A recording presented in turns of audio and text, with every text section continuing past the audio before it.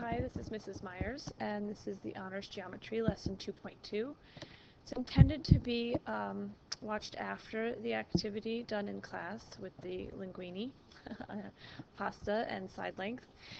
It's possible that you weren't able to participate in that activity, so I'm going to just recap what that activity, what you would be learning from that activity.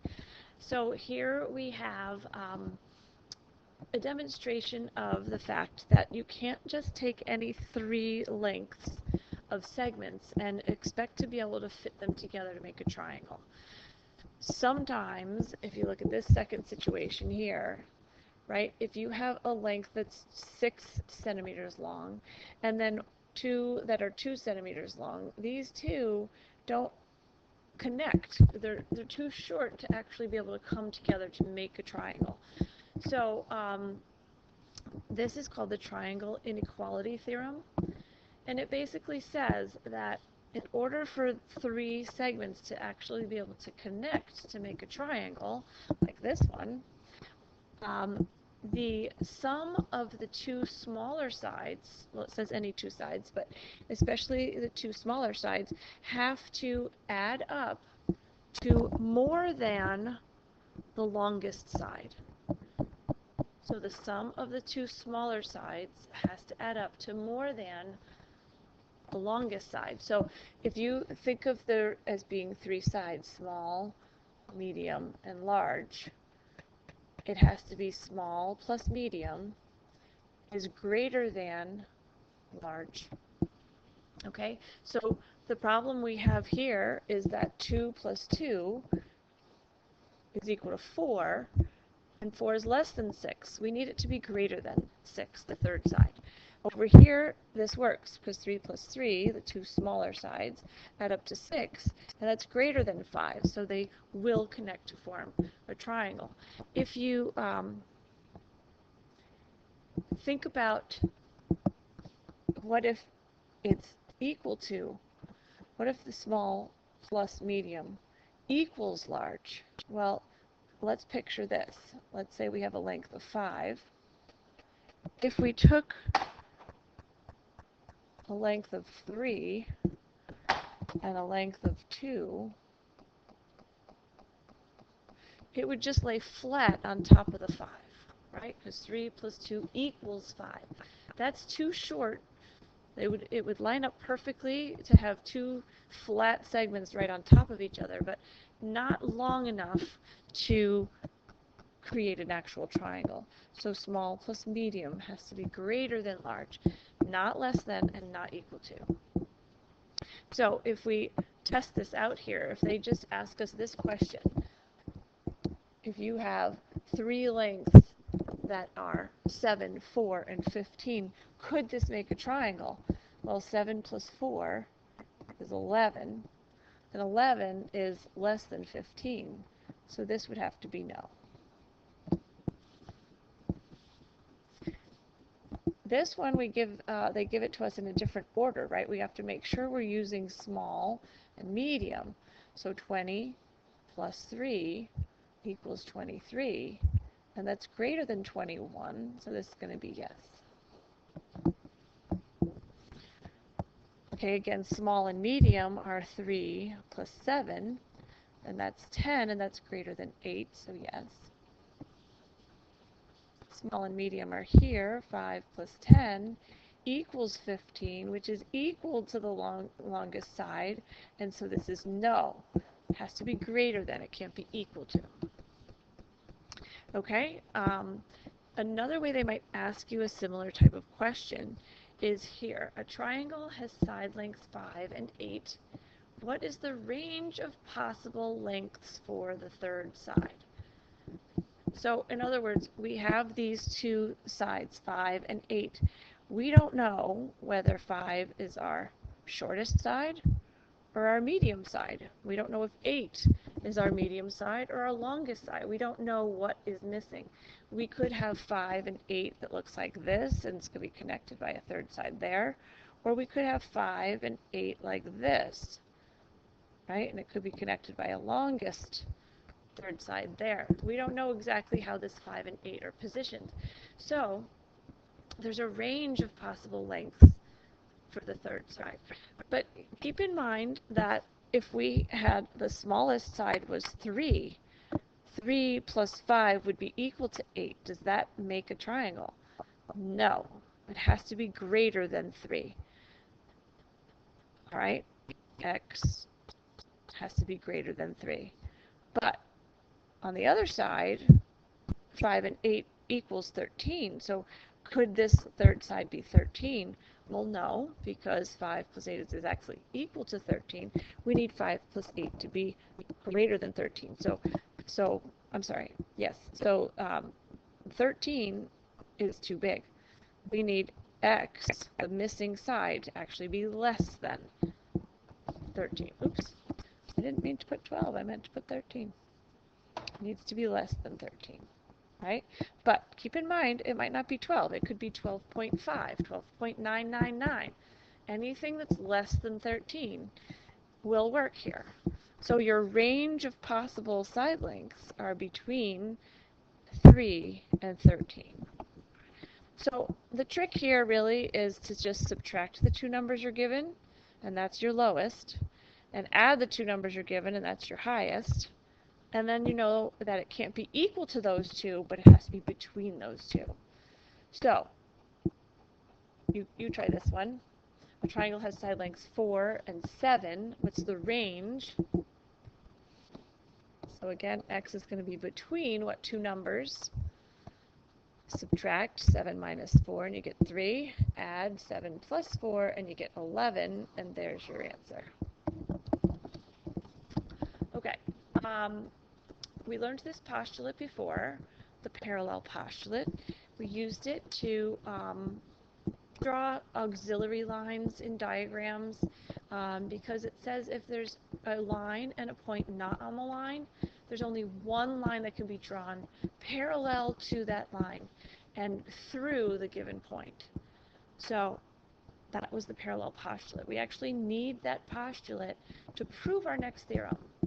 So our next theorem is called the triangle sum theorem, or the triangle angle sum theorem. And you're familiar with this concept, the fact that the three angles of a triangle add up to 180 degrees. This is how we would write the triangle sum theorem. And you can abbreviate it like that. So this is a new theorem for us, not a new concept, but a new theorem. And so we can add this to our list of reasons that we might use in a proof. Don't forget, an auxiliary line is a line we can add to a diagram to help solve or prove something.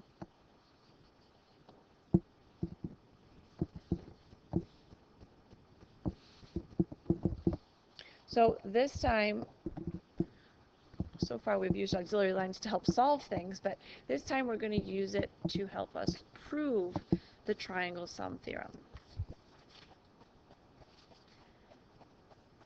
So remember our rule: if we're trying to prove a theorem, we can't use the theorem in the theorem, right? I mean, in the proof. We can't use it as a reason. We have to prove it some other way. So what we're going to do, take our given triangle ABC, and again, in a proof of a theorem, sometimes we don't really use the given directly. So here we're trying to prove that the measure of angle A plus the measure of angle B plus the measure of angle C equals 180 degrees. So we're going to need an auxiliary line through point B parallel to AC. So that's where the parallel postulate comes in. There's only one possible line I can draw. Parallel, oops. So I'm going to go through here like this, parallel to AC and through point B.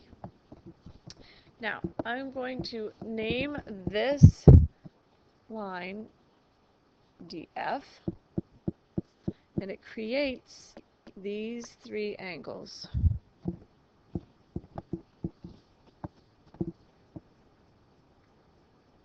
So now let's think through the logic here. We're trying to say that measure of angle A plus measure of angle B, which is angle 2 here, right, plus measure of angle C equals 180 degrees. We draw this line, and it creates a straight angle that also equals 180 degrees. So we need to figure out how we're going to use the fact that this line is parallel to this line to relate angle A and C in this situation. Hopefully you can kind of see where we're going with this. All right, so the first thing we want to do is state that we have auxiliary line DF through point B parallel to AC. So you're just sort of stating explaining the auxiliary line that we drew. Don't write too big here because this proof is not too short. Not too long, but not too short. Okay, so that means that we can just state that DF is parallel to AC because we did that, right?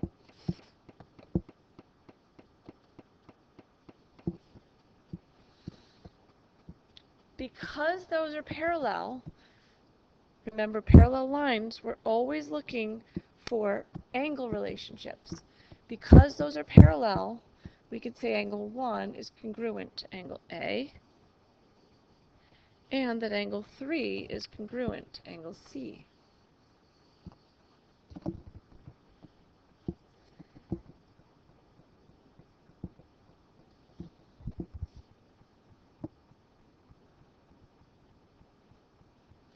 We're going to need some substitution here, so we need to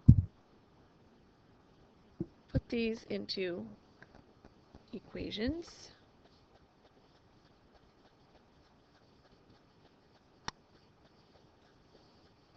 Okay, let's go back and fill in our reasons.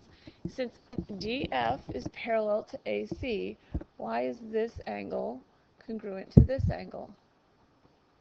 And this angle congruent to this angle? So that's going to be alternate interior angles theorem for both of those. And then these are just definition of congruent. Okay, so we've established that those measures are equal. Now if we go back here, we're going to say that angle DBF is a straight angle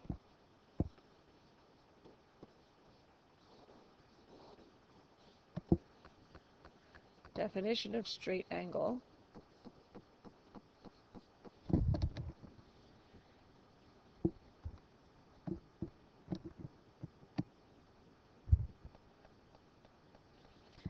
so we're going to say that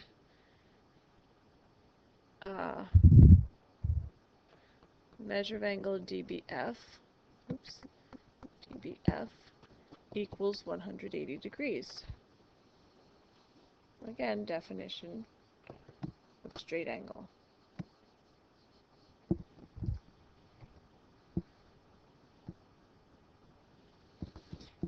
Now I'm going to need angle addition postulate here. My angle addition postulate is with that straight angle. If I had room to the right, I would put it to the right, but I don't have room, so I'm going to come over here. Measure of angle 1 plus measure of angle 2 plus measure of angle 3 equals 180 equals angle DBF. Ugh, running out of room.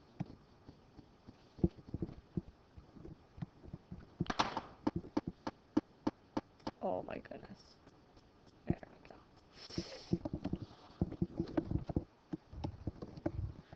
All right, so that's angle addition postulate.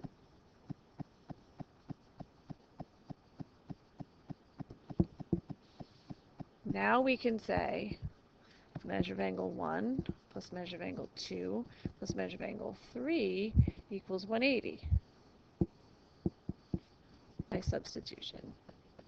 And again, this would have been better on the other side because now I have to draw this arrow to there. Right? That's substituting in dBF. Well, now I have measure of angle 1 equals A and measure of angle 3 equals C, so I can change this into measure of angle A plus the measure of angle 2 plus the measure of angle 3 equals 180, which is what we were trying to prove by substitution.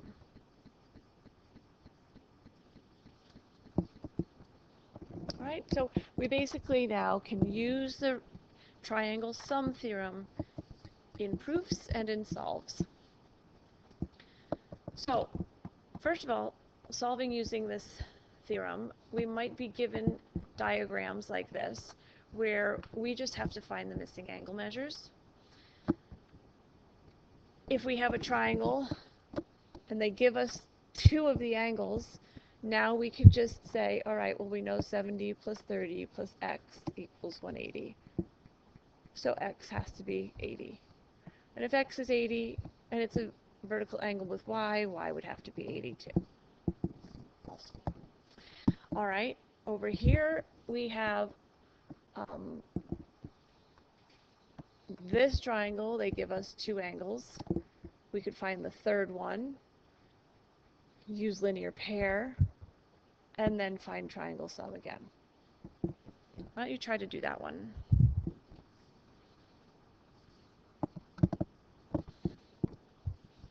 Pause the video if you are still working. Should have gotten those answers there.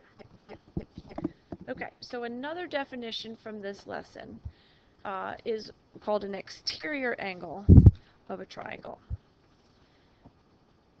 Of a polygon, but first we're just dealing with triangles for starters, okay? So here's a triangle. These are the three interior angles of a triangle. The exterior angle is this one. Now, how do you define that? It's basically when you extend the side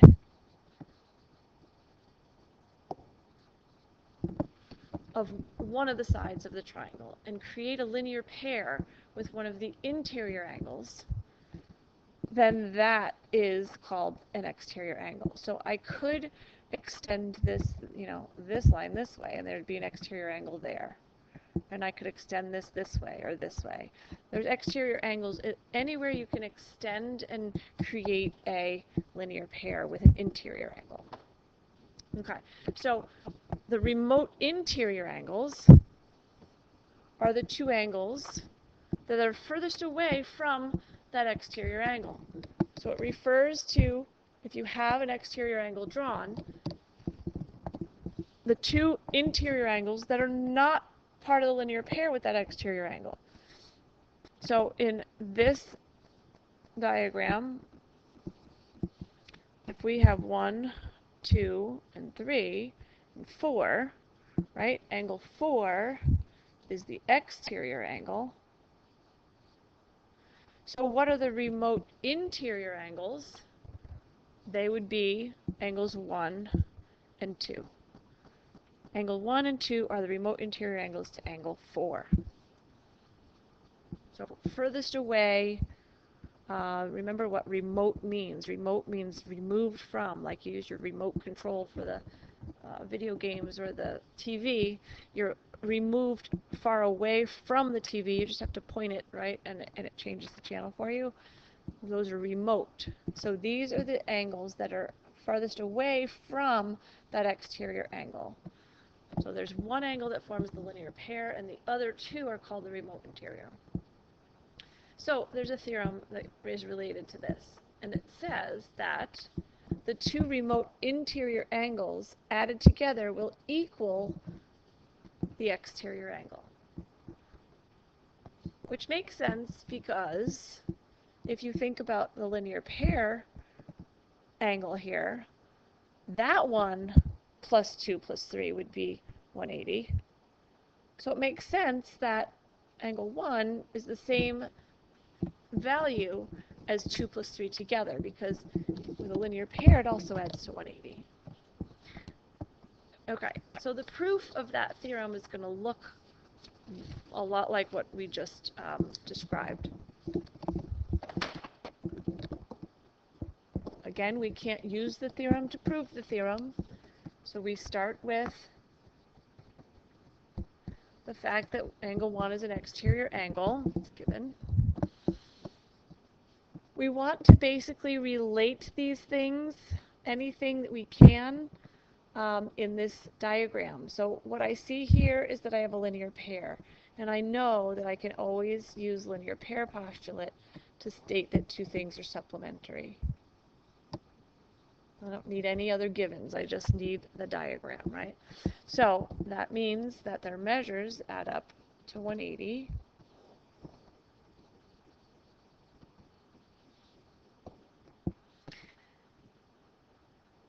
Now, I can use triangle sum theorem to say the measure of angle 4 plus the measure of angle 2 plus the measure of angle 3 equals 180. Triangle sum theorem.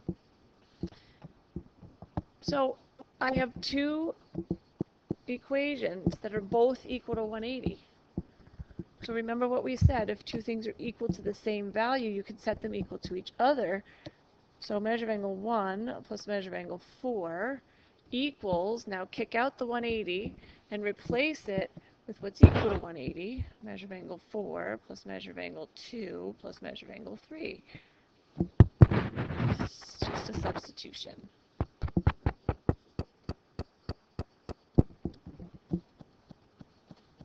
Now you can see you have that angle 4 on both sides. So measure of angle 1 equals the measure of angle 2 plus the measure of angle 3, which proves, by subtraction now, the remote interior, the two remote interior angles add up to the exterior angle in this diagram of the triangle. Right? So that's the proof of the triangle exterior angles theorem. Be careful not to confuse that with like alternate exterior angles. This is just exterior angle theorem.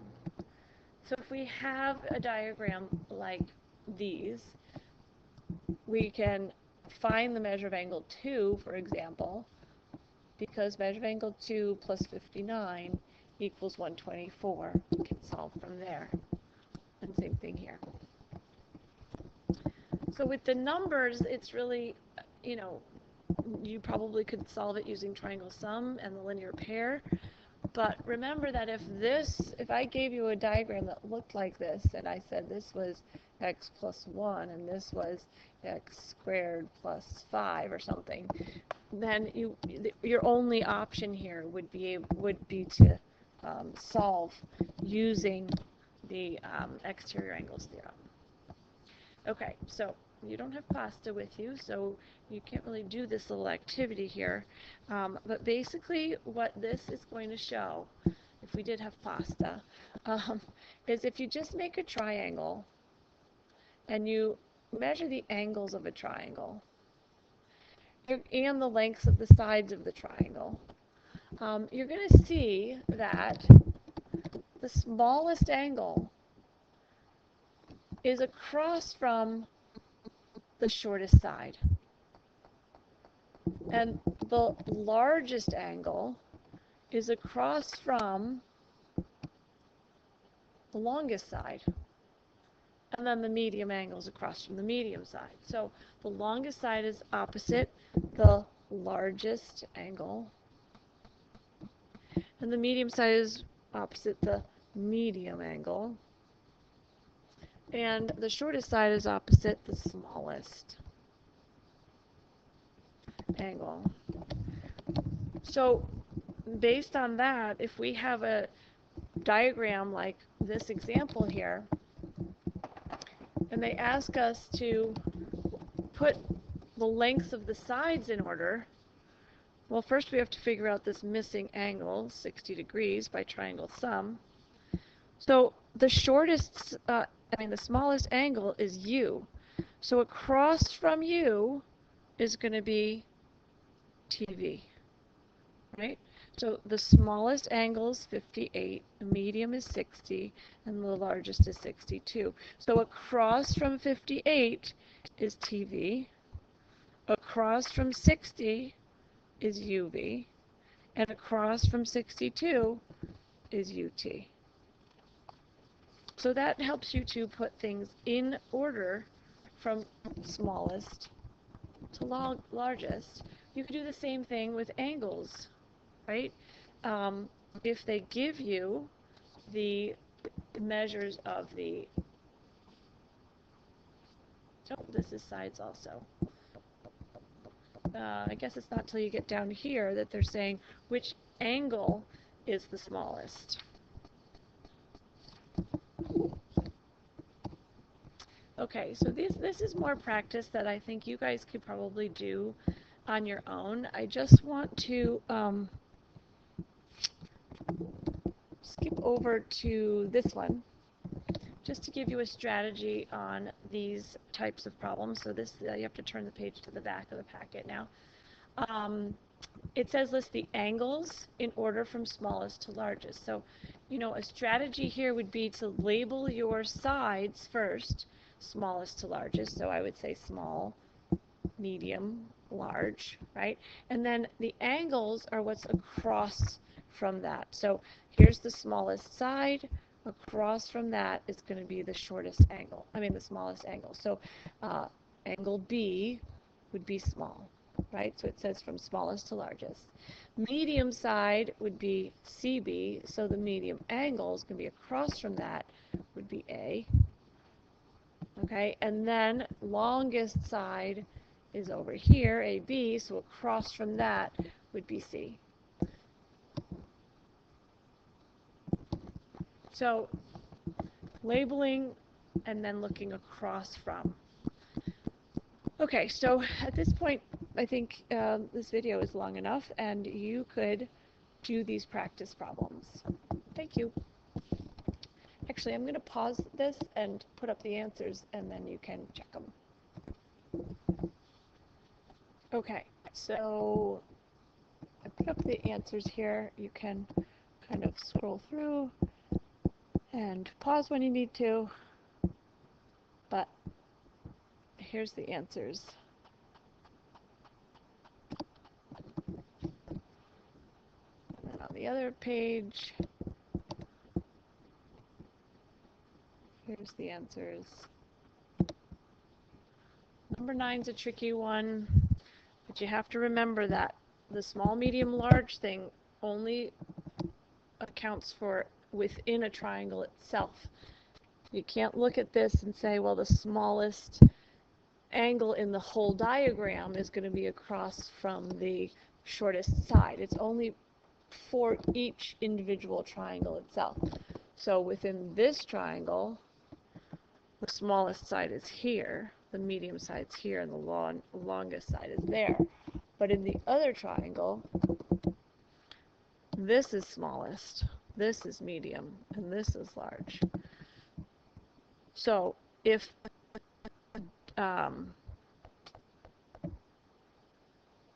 this AC is the smallest side of the red triangle, but the longest side of the green triangle, that means DC is shorter than AC, right? So DC is the shortest of all. All right, thank you.